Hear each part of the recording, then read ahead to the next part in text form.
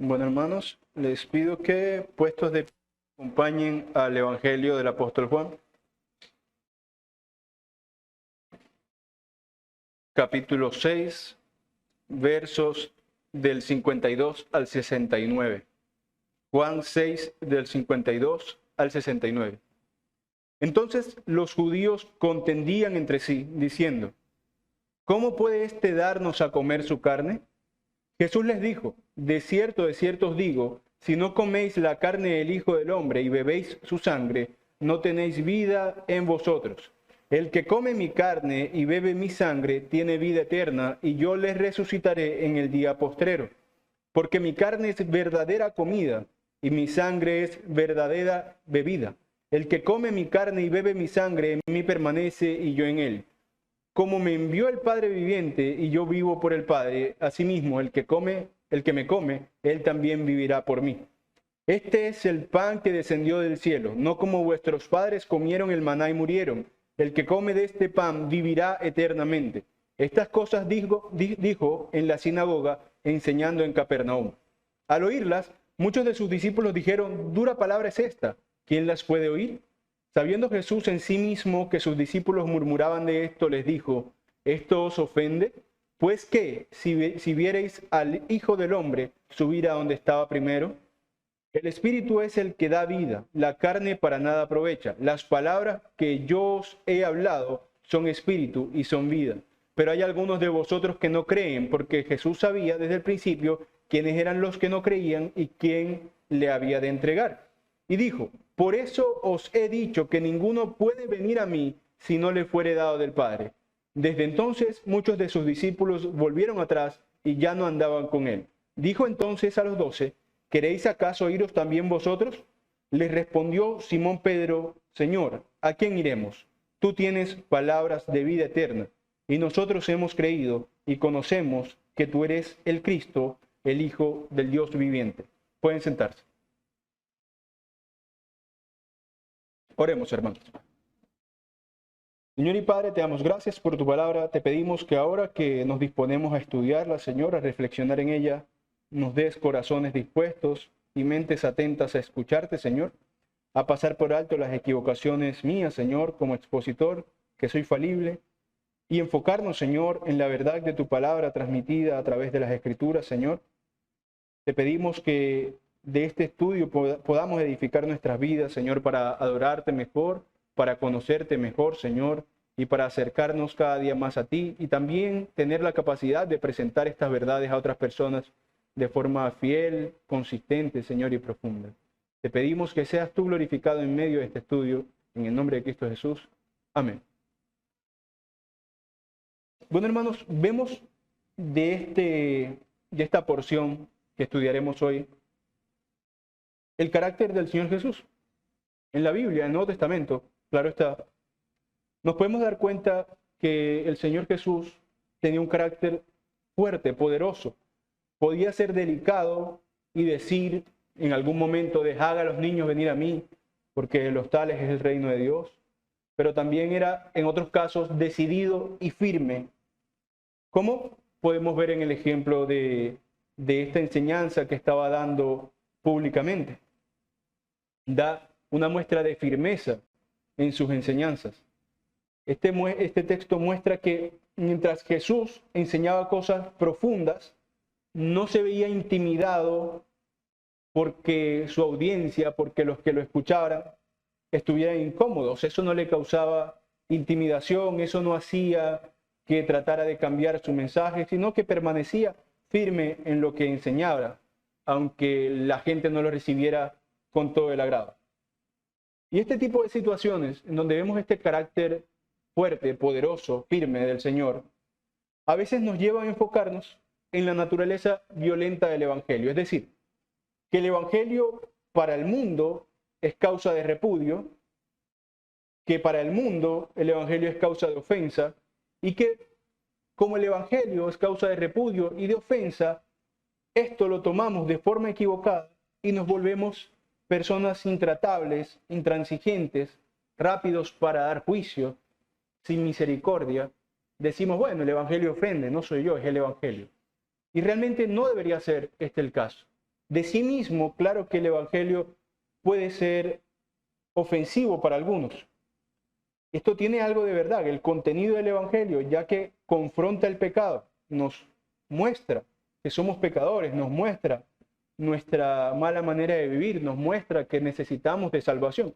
Es decir, nos muestra que estamos, de alguna manera, cuando estamos lejos de Dios, estamos equivocados, estamos mal.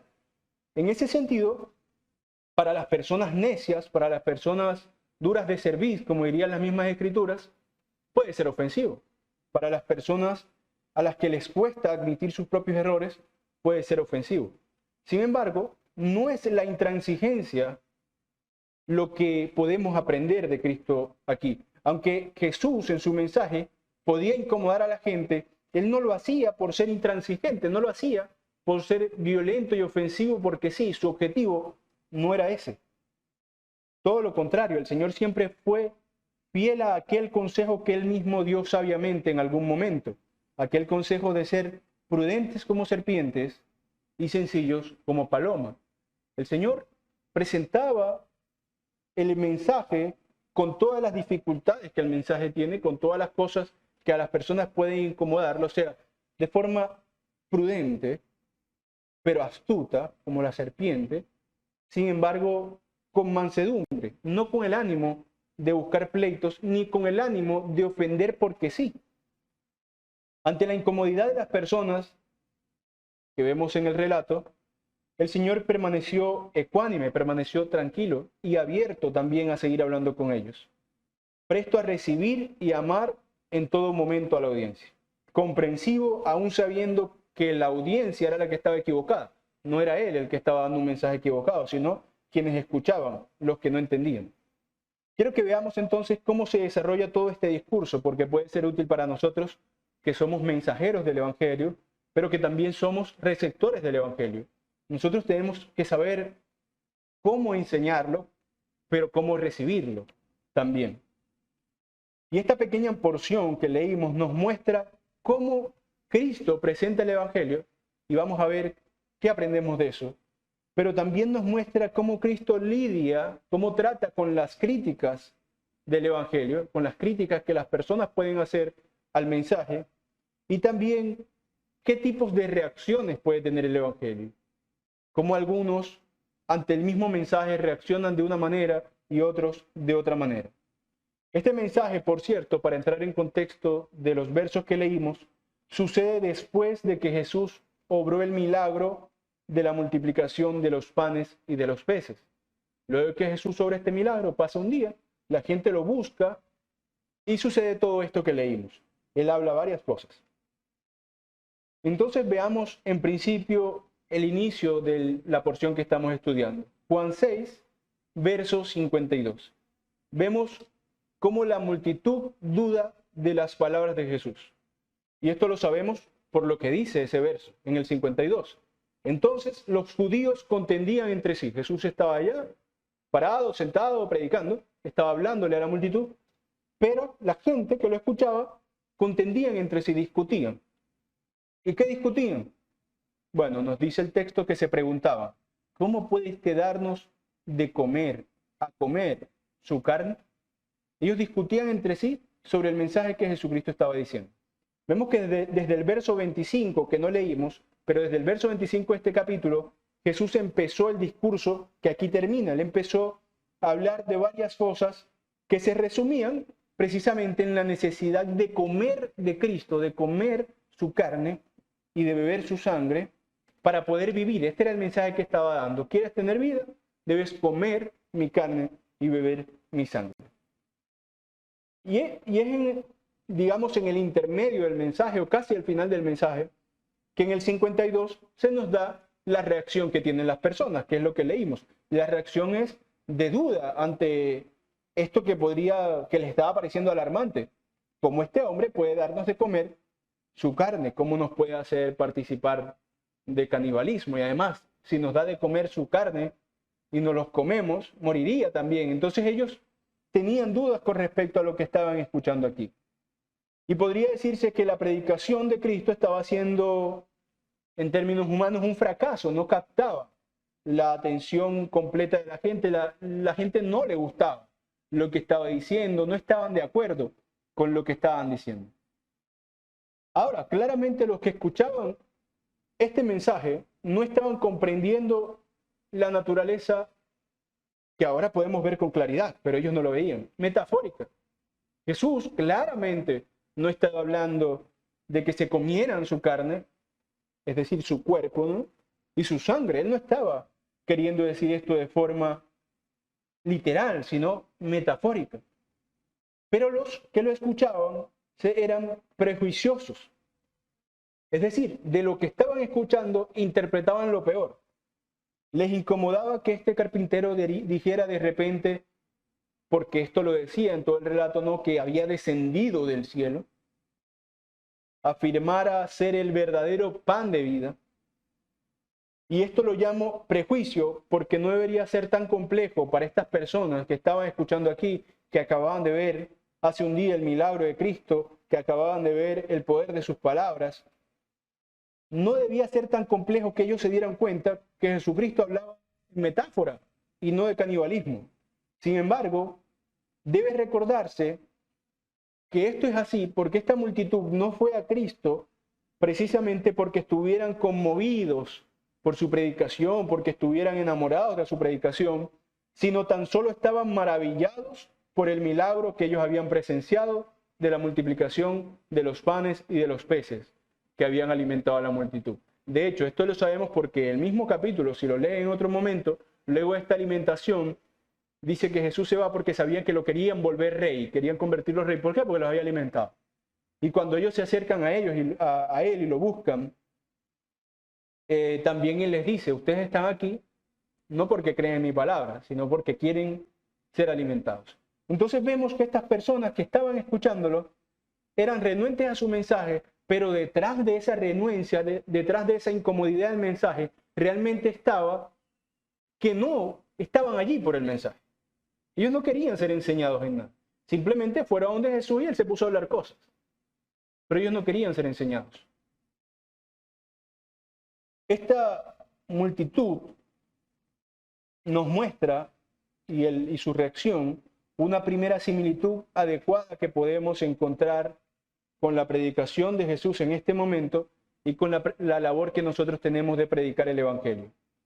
Que el corazón del hombre pertinaz, del hombre pecador y necio, no será conmovido nunca, no será ablandado por la elocuencia de los predicadores. No será ablandado porque la persona que predica tiene una forma bella de hablar, sino que muchas veces la cosmovisión, la forma de pensar, la forma de vivir de las personas que escuchan es tan opuesta al Evangelio como la mente de estos hombres era tan opuesta a las palabras de Jesús.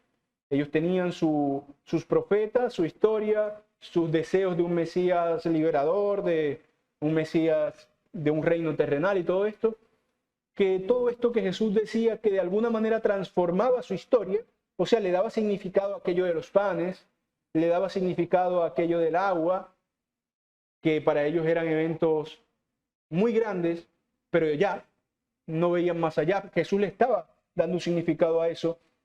No lo escuchaban, no les importaba lo que decían. Su pensamiento era tan opuesto que simplemente eran como piedras a las cuales se les habla y no cambian en nada. De modo que, hermanos, si el mensaje de por sí, como vemos en el caso de lo que hablaba Jesucristo en este momento, que era algo difícil de digerir, si el mensaje de por sí puede ser incómodo para las personas, como también lo es el Evangelio, no solo esa porción que decía Cristo, sino en general la naturaleza del Evangelio nos revela nuestros errores, nuestro pecado, nuestra necesidad de salvación, nuestra condenación, es decir, todo lo que hemos mencionado. Si este mensaje de por sí ya es incómodo, porque nos confronta, no es necesario, y esto debe ser como predicadores, porque todos somos de alguna manera predicadores del Evangelio, que cuando lo presentemos tengamos, como suele haber muchos predicadores por allí, caras enojadas, hacer así, amenazar a las personas con el infierno, decirle tú no eres nadie, eres un gusano, eres una basura. No es necesario presentar el Evangelio violentamente, porque el evangelio de por sí ya es poderoso y violento, como dice las escrituras. No, la palabra de Dios, que es donde está constituido el evangelio, es como una espada que atraviesa, que traspasa a nosotros. Y esa cualidad de atravesar no va acompañada por la fuerza con la que la persona que predica lo predique, sino por la naturaleza misma de la palabra, que es filosa por sí misma, que atraviesa por sí misma y que transforma o confronta o condena incluso por sí misma. Y no por ser unos predicadores pedantes con aires de superioridad, sino todo lo contrario. Veamos el ejemplo de Pablo. Recordemos, más bien, no lo vamos a leer, el ejemplo de Pablo predicándole a unos hombres paganos, inmorales, que practicaban toda clase de atrocidades en términos morales, como lo eran los griegos. Y sin embargo, Pablo, Hechos 17, si recuerdan, presenta el evangelio amablemente, incluso condescendientemente con el paganismo de estos individuos. Dice: veo que ustedes son muy religiosos, déjenme encauzar bien esa religiosidad. Déjenme mostrarles hacia dónde deben enfocar ese corazón religioso. Déjenme mostrarles cuál es la verdadera religión. Pablo fue amablemente pudiendo señalar tantas cosas que tenían ellos de señalables. Porque todos tenemos cosas que son dignas de condena. Todos tenemos cosas que son dignas de juicio. Pero ese evangelio amenazante, pedante, no es el evangelio. El evangelio sí es ofensivo, pero por otras causas. Porque nos muestra nuestro pecado. No porque es intransigente, no porque el predicador debe poner malas caras y dar amenazas. No, sino porque nos presenta la verdad tal cual es. Y ese poder es del evangelio, no del predicador. Así que no hace falta entonar así o asá y poner malas caras y gritar y golpear la mesa para decirle al que me escucha que necesita de Cristo. Y más, porque yo también necesito de Cristo. Y no creo que sea sano ni recomendable que aunque yo necesite de Cristo, cada día me mire al espejo y me golpee y me diga qué basura eres. No, no es necesario. Yo sé por el evangelio que necesito de Cristo y lo necesitaré siempre y lo necesito cada día. Pero al mismo tiempo sé, y esto es importante porque esto forma parte de la presentación del evangelio, que no tocaremos demasiado hoy, pero forma parte. Al mismo tiempo sé que soy precioso para Cristo. Y como soy precioso para Cristo, yo sé que no soy una basura. Yo sé que tengo un valor incalculable. ¿Recuerdan aquel relato de aquella parábola del pastor que tiene 99 ovejas y una se va? ¿Y qué hace aquel pastor? Va y busca. Está escrito, ¿no? Va y busca aquella una oveja porque es preciosa. Y eso es una primera cosa que podemos ver de la presentación del evangelio por parte de Cristo. Que aunque Él presenta las cosas, la verdad, tal cual es, difícil de digerir, fuerte, no por eso lo hace con un carácter pedante, sino que lo hace de una forma amable, condescendiente, de modo que incluso cuando ve en el 52 esta reacción extraña, Él se repite y hace unas aclaraciones, que es toda la porción que estamos leyendo. Él presenta el mensaje nuevamente, él ya lo venía presentando, como les dije, desde el 23, y ahora nuevamente lo presenta, desde el 25, perdón, y ahora nuevamente lo presenta en el 53. Leamos, leeré yo para ustedes. Juan 6:52 nos menciona que la gente murmuraba, ¿cómo este hombre nos dará de comer su carne? Y en el 53 empieza a hablar Cristo otra vez, porque obviamente él sabía lo que murmuraba. Y él dice: de cierto os digo, si no coméis la carne del Hijo del Hombre y bebéis su sangre, no tenéis vida en vosotros. El que come mi carne y bebe mi sangre tiene vida eterna, y yo les resucitaré en el día postrero, porque mi carne es verdadera comida y mi sangre es verdadera bebida. Luego dice en el 57, como me envió el Padre viviente y yo vivo por el Padre, asimismo el que come, él también vivirá por mí. Y luego continúa diciendo, este es el pan que descendió del cielo, él, ¿no? no como aquel que comieron vuestros padres, que comieron maná y murieron. El que come de este pan, fíjense que ya no dice carne, dice pan. O sea, debe estar quedando más claro que es una metáfora, porque ya no habla de carne, sino de pan. Vivirá eternamente. Dice el 59, estas cosas las dijo en la sinagoga, enseñando en Capernaum. Al oírlas, todavía hay una reacción incómoda, ¿no? Al oírlas, muchos de sus discípulos dijeron, dura es esta palabra, ¿quién las puede oír? Sabiendo Jesús en sí mismo que sus discípulos murmuraban de esto, les dijo, ¿esto os ofende? Pues que si viereis al Hijo del Hombre subir a donde estaba primero, el Espíritu es el que da vida. Esto es algo importante lo que él dice aquí. Él reformula el mensaje, se los repite y da una información más. El Espíritu es el que da vida. La carne para nada aprovecha. Por si no les quedara claro que no está hablando de su carne realmente. La carne para nada aprovecha. Las palabras que yo os he hablado son espíritu y son vida. Entonces, al ver la reacción de Jesucristo, de las personas que lo escuchaban, repite toda la idea nuevamente. Y ellos siguen un poco dudosos. Y entonces hace esta aclaración que vemos. Para que quede más claro todavía, él cambia carne por pan. Él los introduce. No cambia el mensaje, pero da muestras más claras de lo que quiere decir. Y le dice, bueno, el pan que descendió del cielo, esto tienen que comer. Y aún seguían interpretando esto literalmente, no captaban totalmente la metáfora, todavía estaban un poco escandalizados. Y es donde introduce esa nueva información en el 63, para que les quede claro. No saben que la carne nada aprovecha. Yo no estoy hablando de carne. Yo no estoy hablando de sangre. ¿De qué sirve la carne y la sangre? Eso se pudre. Y les dice que las palabras que les hablaba son espíritu y son vida, son espirituales, no son terrenales. Es decir, son simbólicas, no literales. Ya les estaba dando la clave para interpretar lo que decía. Lejos de fastidiarse de la multitud, Cristo aclaró más. No porque necesitara de la aclaración realmente, porque como vimos, esta multitud era la necia, no querían escuchar, no estaban prestando atención realmente, no estaban interesados en el mensaje, pero aún así Jesús, para dejar toda la claridad posible, viene y reformula y explica que sus palabras son espirituales, no terrenales. No está hablando de carne y sangre, sino de Él, de lo que había que hacer para ser salvo. Examinemos esto. El mensaje de Jesús fue claro y verdadero desde el principio. Desde que empezó a hablar ya era claro y verdadero. Así que la reacción de estas personas no estaba justificada. Pero él aún así quiso aclararlos más porque era y es misericordioso, porque tenía cuidado incluso del necio.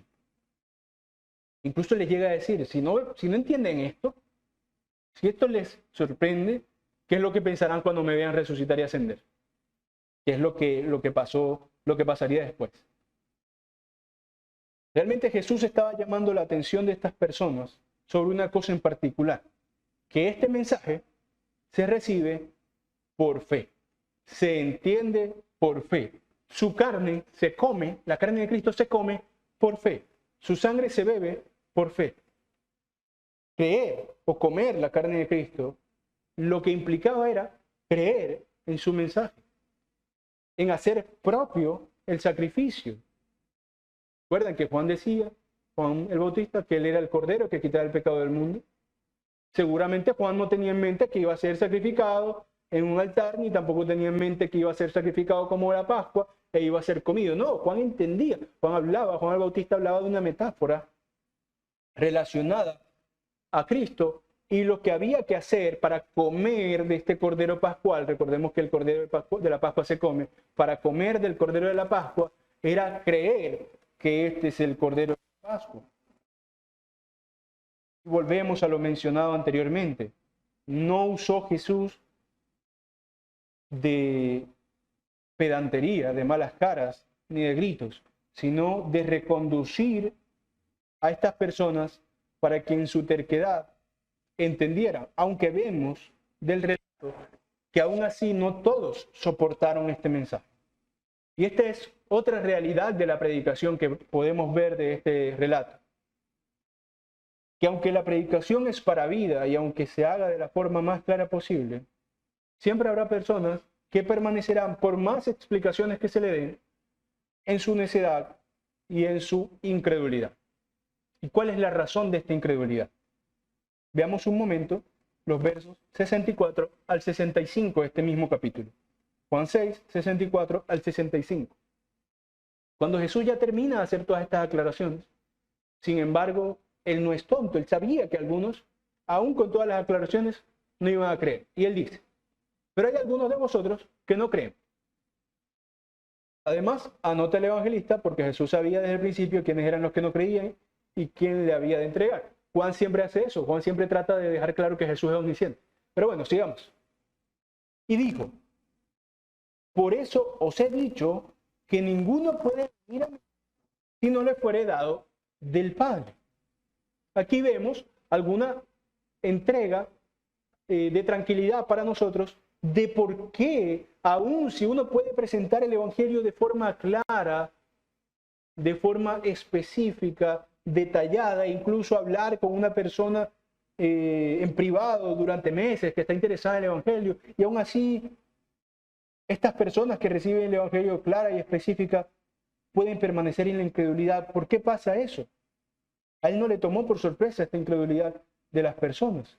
Más bien, él les estaba alertando que despertaran de su incredulidad, pero conocía su incredulidad.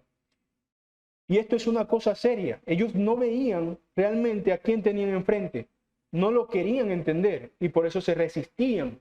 Ellos estaban recibiendo el mensaje de verdad, pero se resistían. Se les explicaba mejor el mensaje de verdad, pero se seguían resistiendo. Fíjense que no todos reaccionan de esta manera. Algo similar ya había pasado en el mismo Evangelio de Juan, pero en el capítulo 4, en el caso de la samaritana. Y en el caso de la samaritana, en Juan 4, del 7 al 26, se nos cuenta esto. Dice el 7, vino una mujer de Samaria a sacar agua y Jesús le dijo, dame de beber. Pues sus discípulos habían ido a la ciudad a comprar de comer. La mujer samaritana le dijo, como tú, siendo judío, me pides a mí de beber, que soy mujer samaritana. Nos aclara Juan, porque judíos y samaritanos no se trataban entre sí. Continúa diciendo, respondió Jesús y le dijo, si conocieras el don de Dios, la salvación, no la redención, si conocieras el don de Dios, ¿y quién es el que te dice, dame de beber? Tú le pedirías y él te daría agua viva. Vemos que este evento en Juan 6 no es la primera vez que Jesús hablaba de esto. Era el mismo mensaje que recibía la mujer. Sigue el 11. La mujer le dijo, Señor, no tienes con qué sacarlo, o sea, tú me estás pidiendo, y el pozo es hondo. ¿De dónde pues tienes el agua viva? ¿Acaso eres tú mayor que nuestro padre Jacob, que nos dio este pozo del cual bebieron él, sus hijos y sus ganados? Respondió Jesús y le dijo, cualquiera que bebiere de esta agua volverá a tener sed, mas el que bebiere del agua que yo le daré no tendrá sed jamás. Porque recuerden que él decía también en el 6 que su cuerpo es verdadera comida y su agua, su sangre es verdadera bebida. Es decir, la imagen es, te sacia para siempre y te quita la sed para siempre. Continúa en este mensaje. Sino que el agua que yo le daré será en él una fuente de agua que salte para vida eterna. Y en el 15, la mujer samaritana le dijo, Señor, dame esa agua para que no tenga yo sed, ni venga aquí a sacarla. Y le dice Jesús, ve, llama a tu marido y ven acá. Respondió la mujer y dijo, no tengo marido. Jesús le dijo, bien has dicho, no tengo marido, porque 5 maridos has tenido y el que ahora tienes no es tu marido. Esto has dicho con verdad. Le dijo la mujer, Señor, me parece que tú eres profeta. Nuestros padres adoraron en este monte y vosotros decís, vosotros los judíos, ella como samaritana dice, nosotros adoramos en este monte, pero ustedes los judíos dicen que en Jerusalén es el lugar donde se debe adorar. Jesús le dijo, y aquí Jesús ya aterriza la metáfora. La mujer por un momento le pidió agua como si en verdad estuviera hablando de sed física. Jesús le dice, bueno, tráeme a tu marido. Y esta mujer se da cuenta que Jesús sabe muchas cosas de su vida. Y ya el Señor va aterrizando la metáfora. Y cuando ella critica la religión judía de alguna manera, le dice, mujer, créeme que la hora viene cuando ni en este monte ni en Jerusalén adoraréis al Padre. Vosotros, los samaritanos, adoráis lo que no sabéis. Nosotros, los judíos, adoramos lo que sabemos, porque la salvación viene de los judíos. Mas la hora viene y ahora es cuando los verdaderos adoradores adorarán al Padre en espíritu y en verdad, porque también el Padre tales adoradores busca que le adoren. Dios es espíritu y los que le adoran en espíritu y en verdad es necesario que adoren. Le dijo la mujer: sé que ha de venir el Mesías, llamado el Cristo. Cuando Él venga, nos declarará todas las cosas. Y estas palabras siguientes fueron las que bastaron para que el mensaje que probablemente la mujer no entendía del todo, así como estos individuos del relato que estamos estudiando no entendían del todo, esta mujer creyera. En el 26 dice, ya que la mujer le dice que ella también esperaba al Mesías: yo soy el que habla contigo. Y luego sabemos que ella fue a contarle a todos que había conocido al Mesías, es decir, ella creyó. ¿Por qué a unos? Y vemos la paradoja aquí, ¿no? Jesús le dice a ella: tú no sabes lo que hablas. La salvación viene de los judíos. Sin embargo, ella obtuvo la salvación en ese momento porque creyó a Cristo, siendo samaritana, no sabiendo de lo que habla. Pero a los judíos que lo estaban escuchando en el capítulo 6 que estamos estudiando, de los cuales viene la salvación porque a ellos se les reveló Dios y a ellos se les presentó y les dio, les encomendó la tarea de escribir su palabra, a los que Jesús le estaba enseñando la misma verdad, paradójicamente no creían, porque la hora viene y ahora es cuando los adoradores adorarán al Señor en espíritu y en verdad. Es decir, no en Jerusalén, no en Samaria, no por ser judío, por ser samaritano, sino por creer en Él. Ahora había llegado la hora. Y la paradoja es esa. Unos, siendo judíos, habiendo sido educados desde infantes en toda la palabra y la ley de Dios, no entendían lo que Jesús les decía y aún se los explicaba otra vez y no entendían, porque eran necios. Pero otra, ignorante, como el Señor mismo la llamó, no por insultarla, sino porque estaba yendo más allá de lo que ella debía ir. Se estaba quejando de lo que no sabía qué significaba, se está quejando de la religión que el Señor había establecido. Él le dice: tú estás hablando, ustedes adoran lo que no saben. Pero esta que no sabía, había recibido una palabra simple: yo soy el que habla contigo, yo soy el Mesías, lo esperas, aquí estoy. Y ya con eso fue obrada la salvación en su vida. La gran paradoja: aquellos de los cuales vino la salvación a la humanidad, se les hacía difícil abrazarla cuando ya la tenían frente. Y aquella, ignorante, nosotros gentiles, se le presentó y creyó. Y por eso Jesús dice que nadie puede venir a Él si el Padre no lo trae, porque solamente es la confianza en Dios la que te prepara para recibir este mensaje. Es dejarse guiar por Dios, como diría el autor de Hebreos. Pero sin fe es imposible agradar a Dios. ¿Por qué? Porque es necesario que el que se acerca a Dios crea que le hay y que es galardonador de lo que lo buscan. ¿Usted se imagina a un cristiano ateo? No tiene sentido. Un cristiano que no confía en Dios no tiene sentido. Varias veces Jesús mismo dijo eso, ¿no? Confíen en el Padre, confíen en mí. Y este era el real problema. ¿Por qué permanece la incredulidad? Nos preguntamos ahora que leíamos el 64. Jesús permanece porque no nos dejamos orientar, guiar por Dios para poder recibir el mensaje como se debe y no con necedad, no con pertinacia. Nosotros, los incrédulos, todos, porque nos cuestan cosas diferentes. El incrédulo está en condenación y nosotros hemos sido salvados. Pero hay algunas veces que aún siendo salvados, nos cuesta creer al Señor, nos cuesta confiar en el Señor. Entonces, ¿cómo debe recibirse el mensaje? Aquí también en este texto vemos un ejemplo de cómo debemos recibir el mensaje. Vimos cómo unos lo rechazan y por qué lo rechazan. Ahora veamos cómo unos lo aceptan y por qué lo aceptan. Juan 6, del 66 al 69.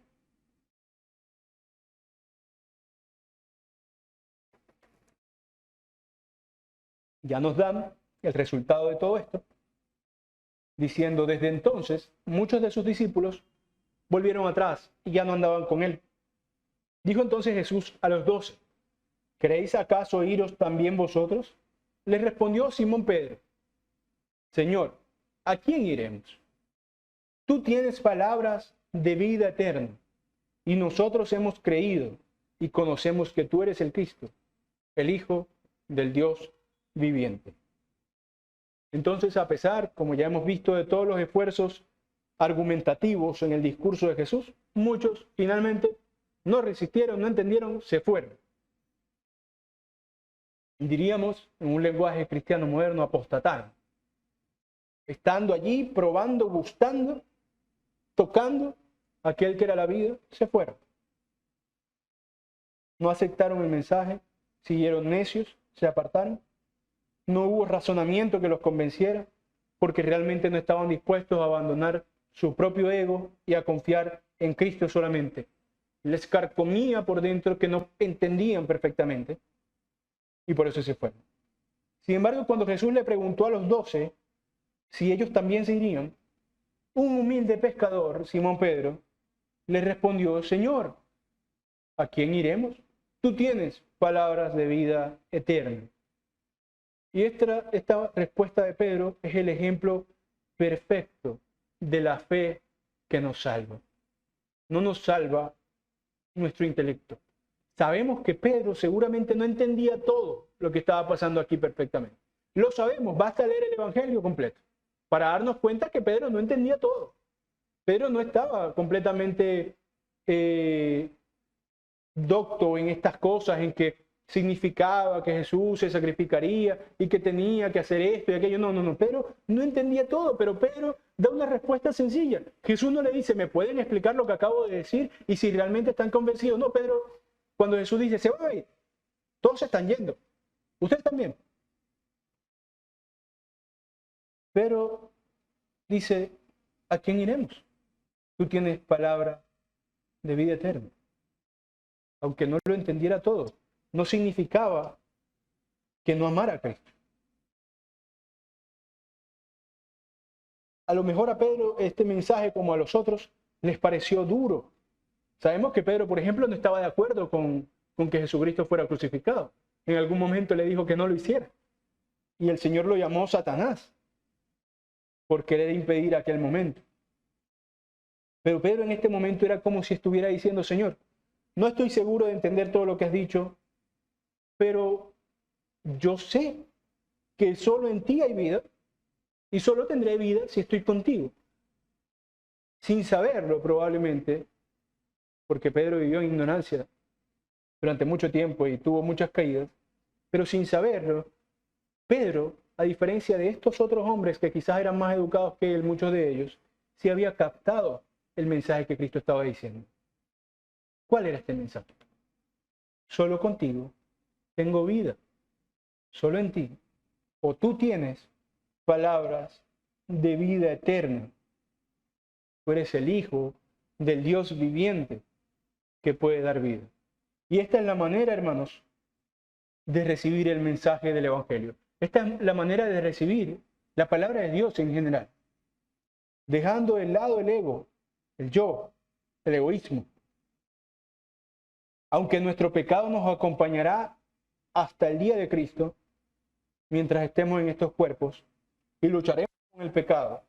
Pero no es eso, no es el abandono total del pecado, porque es un imposible para nosotros lo que nos salva, sino de nuestra identidad encontrada en nosotros mismos. Es decir, yo no soy ya más yo mismo, sino que soy yo Cristo. Poner mi identidad en Cristo, saber que yo no tengo vida en mí mismo, sino vida en Cristo. Que solo, como diría Pedro, solo en Él hay palabras de vida eterna. Esta es la forma correcta de recibir el Evangelio. Sin amargura, sin pesadumbre, sin inquietud porque quisiera saber más de lo que sé o entender más de lo que entiendo, sino sabiendo que aún a pesar de mi incomprensión, a pesar de mi ignorancia, al final cualquier pecado será destruido y recibiré vida eterna del único que tiene palabras de vida eterna. Entonces, cualquier persona que escuche el Evangelio, que no haya creído y se queje porque de repente el predicador no habla bien o no conecta bien las palabras o no explica como quisiera explicar y piensa que los cristianos son ignorantes o que no ha conocido un predicador verdaderamente docto que lo convenza, cualquier incrédulo que se acerque al cristianismo de alguna manera tenga cuidado, abandone su necedad, porque lo que lo salvará no es la elocuencia del predicador, sino creer simplemente en Cristo y su mensaje. Eso es lo que lo salvará. Cualquier persona incrédula que se acerque de alguna manera tenga curiosidad por el Evangelio, no vaya buscando oradores excelentes, vaya buscando lo que el Evangelio ofrece, palabras de vida eterna, que si verdaderamente las busca, la encontrará, porque debe creer cualquiera que se acerca al Evangelio que hay un Dios y que éste es galardonador de los que lo buscan, de los que lo buscan a Él y no alguna otra cosa. Y si esto pasa, su pecado será destruido y tendrá vida eterna. Nosotros también de todo esto debemos ser seguidores de esta forma de obrar de Cristo. Insistir lo más que podamos, pero lo más cordialmente para que las personas atiendan al Evangelio, al menos hasta donde nuestras fuerzas, nuestros conocimientos y nuestro tiempo nos alcancen. Porque es cosa seria lo que predicamos nosotros. Se trata de la vida eterna o de la condenación eterna. Y no depende de nosotros. Eso es lo importante. Depende del Señor. Oremos. Señor y Padre, estamos dándote gracias porque nos permite tener momentos para acercarnos a tu palabra, edificarnos en ella, Señor, llevarnos a una comprensión que nos ayude a adorarte mejor, pero también a tener paz, Señor, en que aunque el resultado de nuestra predicación a veces no sea el que buscamos, aunque no veamos filas de gente convirtiéndose, Señor, tú estás en control de todo, tú sigues siendo soberano, Señor, y tú seguirás acercándote a los corazones de las personas para que todos los que están destinados, Señor, a formar parte de tu redil, entren. Hasta la última oveja, Señor, tú buscarás. Por lo que te pedimos que nos ayudes a ser instrumentos fieles de este ministerio de tu palabra, Señor, porque es una forma, además de tantas otras, de glorificar tu nombre. En el nombre de Cristo Jesús oramos. Amén.